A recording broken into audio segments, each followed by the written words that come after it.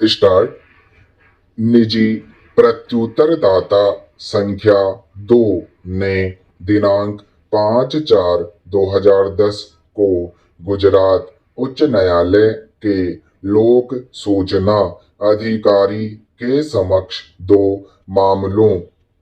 के सभी दस्तावेजों की प्रमाणित प्रति प्राप्त करने के लिए सूचना के अधिकार अधिनियम 2005 के अंतर्गत आवेदन किया। उच्च न्यायालय के सूचना अधिकारी ने दिनांक 2010 को प्रत्युत्तरदाता संख्या 2 के आवेदन का निम्नलिखित उत्तर दिया। पैरा। प्रत्युत्तरदाता संख्या 2 को अपेक्षित प्रतियां प्राप्त करने हेतु आवेदन पत्र या तो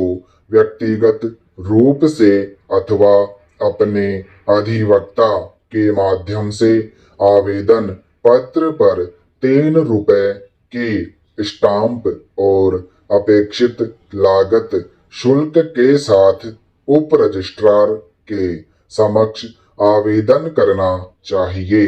और चूंकि प्रत्युत्तरदाता संख्या 2 उक्त मामले के कार्यवाही का पक्षकार नहीं है, इसलिए गुजरात उच्च न्यायालय नियमावली 1993 के नियम 151 के अंतर्गत आवेदन पत्र के साथ इस आशय का एक शपथ पत्र संयोजित करना होगा कि किस आधार पर उसे प्रमाणित प्रतियों की आवश्यकता है, और यह भी कि ऐसे शपथ पत्र पेश किए जाने के बाद भी उसे दस्तावेजों की प्रमाणित प्रतियां नियमावली 1993 के नियम 149 से 154 के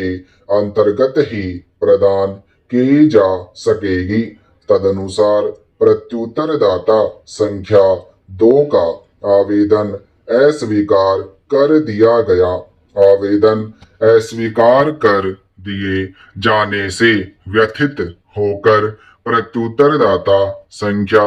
2 ने सूचना के अधिकार अधिनियम 2005 की धारा 19 के अंतर्गत अपीलीय प्राधिकारी रजिस्ट्रार प्रशासन के समक्ष अपील किया, जिसे 4/8/2010 को निरस्त कर दिया गया। इस आधार पर कि प्रमाणित प्रतियां प्राप्त करने का प्रभावी उपचार गुजरात उच्च न्यायालय नियमावली 1993 के अंतर्गत पहले से ही उपलब्ध है, और सूचना का अधिकार अधिनियम 2005 के प्रावधानों के अंतर्गत प्रमाणित प्रतियां उपलब्ध नहीं कराया जा सकता है। पैरा। इसके बाद प्रत्युत्तरदाता संख्या 2 ने मुख्य सूचना आयुक्त के समक्ष द्वितीय अपील प्रस्तुत किया। मुख्य सूचना आयुक्त ने आरटीआई एक्ट की धारा 6 और 22 के अंतर्गत आदेश दिनांक 4/4/2013 के द्वारा आदेशित किया कि गुजरात उच्च न्यायालय का सूचना अधिकारी प्रत्युत्तरदाता संख्या 2 के आवेदन पर उसे वांछित सूचना प्रदान करें। इस आदेश के विरुद्ध उच्च न्यायालय ने उच्च न्यायालय के समक्ष चुनौती दिया, जिसमें विद्वान एकल न्यायाधीश ने आदेश दिनांक 11/10/2013 के द्वारा अंतरिम आदेश के रूप में अपीलार्थी के आदेश का अनुपालन करने का निर्देश दिया। जिसके विरुद्ध उच्च न्यायालय की ओर से खंडपीठ के समक्ष लेटर्स पेटेंट अपील प्रस्तुत किया। खंडपीठ ने मुख्य सूचना आयुक्त के आदेश को निरस्त करते हुए आक्षेपित आदेश के द्वारा अभिनिश्चित किया कि उच्च न्यायालय से नकल प्रति उच्च न्यायालय नियमावली 1993 के अंतर्गत उपबंधित प्रावधानों के अधीन ही प्राप्त किया जा सकता है, न कि सूचना अधिकार अधिनियम 2005 के अंतर्गत। खंडपीठ का मंतव्य था कि जब कोई विशेष क्षेत्र ऐसे नियमों द्वारा शासित था जिन्हें अधिकारातीत घोषित नहीं किया गया है, तब नए नियमों को लागू करने का कोई प्रश्न उत्पन्न नहीं होता है, क्योंकि ऐसा किए जाने से भ्रम उत्पन्न होगा और कि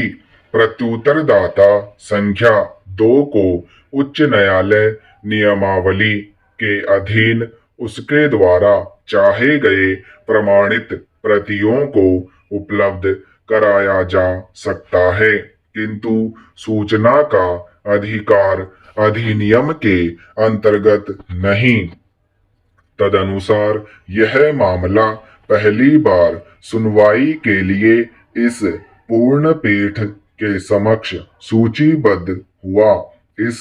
दिन की सुनवाई में पूर्ण पीठ ने पाया कि उपर्युक्त दोनों ट्वीट न्याय प्रशासन को बदनाम करते हैं और सामान्यता उच्च न्यायालय की संस्था की गरिमा और प्राधिकार को और भारत के मुख्य न्यायाधीश के पद को जन सामान्य की नजरों में गुप्त रूप से हानि पहुंचाता है। अतः पूर्ण पीठ ने उपर्युक्त ट्वीट पर स्वतः संज्ञान लेते हुए मामले को स्वप्रेरणा याचिका के रूप में पंजीकृत किया और भारत के महान्यायवादी एवं श्री प्रशांत भूषण को नोटिस जारी किया तथा मामले को 5 अगस्त 2020 को सूचीबद्ध करने का आदेश दिया। उपर्युक्त नोटिस के प्रत्युत्तर में श्री प्रशांत भूषण ने 134 पृष्ठ का शपथ पत्र प्रस्तुत किया, जो संलग्नकों के साथ कुछ 463 पेज का था, जिसमें प्रथम ट्वीट के बारे में उनका तर्क था कि कोरोना के कारण न्यायालय में भौतिक सुनवाई नहीं हो पाने एवं वादकारियों अभियुक्तों की परेशानियों को देखते हुए वह उनका क्रोधी अभिव्यक्ति था और उसे अवमानना नहीं माना जा सकता तथा यदि ऐसा किया गया तो यह संविधान के अनुच्छेद 19 के अंतर्गत एक नागरिक के अधिकार पर एक अयुक्तियुक्त प्रतिबंध होगा, जबकि अनेक तर्कों से दूसरे ट्वीट को भी उन्होंने अपना अधिकार बताया। स्टॉप।